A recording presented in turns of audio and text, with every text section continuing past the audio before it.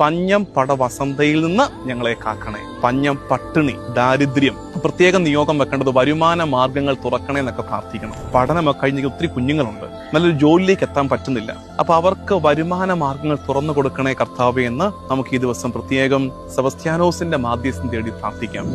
മുൻകാലത്ത് ഇങ്ങനെ അങ്ങോട്ടും ഇങ്ങോട്ടൊക്കെ യുദ്ധങ്ങൾ ഉണ്ടായിരുന്ന കാലമാണ്, കൊള്ളക്കാരൊക്കെ ഉണ്ടായിരുന്ന കാലം, യുദ്ധം. അപ്പൊ നമ്മുടെ കാലത്തോ കലഹം, വിദ്വേഷം, വെറുപ്പ് ഒക്കെ പ്രാർത്ഥിക്കണം. അതായത് ഞങ്ങളുടെ കൂടപ്പുറപ്പുകൾ തമ്മിൽ, സുഹൃത്തുക്കൾ തമ്മിൽ, അയൽപക്കങ്ങൾ തമ്മിൽ ഒക്കെ വലിയ പടപ്പുറപ്പാടുകളാണ് ഇപ്പോ. അപ്പൊ അതുകൊണ്ട് അത്തരം കലഹങ്ങളിൽ നിന്ന്, യുദ്ധസമാനമായ അന്തരീക്ഷങ്ങളിൽ നിന്ന് ഞങ്ങളെ കാക്കണേ. വസന്ത എന്താണത്? രോഗാവസ്ഥകളിൽ നിന്ന്. ശരിക്കും മിക്ക കുടുംബങ്ങളും ഉലഞ്ഞു പോകുന്നത്, സാമ്പത്തിക ബുദ്ധിമുട്ട് പോട്ടെ, നമുക്ക് പരിഹരിക്കാം. കലഹമാണോ?